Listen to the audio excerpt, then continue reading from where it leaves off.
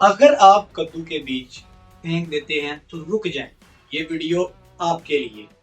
क्या आपको मालूम है ये छोटे से बीज जिनमें बहुत सी कुदरती ताकतें हैं जैसा कि जिंक, मैग्नीशियम, प्रोटीन, फाइबर, जो आपके जिस्म को बहुत ही फिट बना सकती हैं। अच्छा, तो इसमें सबसे पहले बेनिफिट क्या है कद्दू के बीज के? इसमें मदाफती निज़ाम, पट्ठों की कमजोरी, निज़ाम हज़ाम और मजमूई सेहत, वो भी इसके साथ बहुत ही बेहतरीन हो सकती है। और मर्दों के लिए तो ये बहुत ही बेहतर है क्योंकि इसमें जिंक पाया जाता है। इसको इस्तेमाल करने का बहुत ही आसान तरीका है। थोड़े से बीज ले लें, उनको भून लें, सलाद में या सुबह के वक्त नाश्ते में इस्तेमाल कर लें। याद रखें, सिर्फ बीज ही जादुई ताकत नहीं है, इसके साथ आपने मतवाजन गज़ा का भी इस्तेमाल करना है। आप इस बीज को बेकार ना समझें।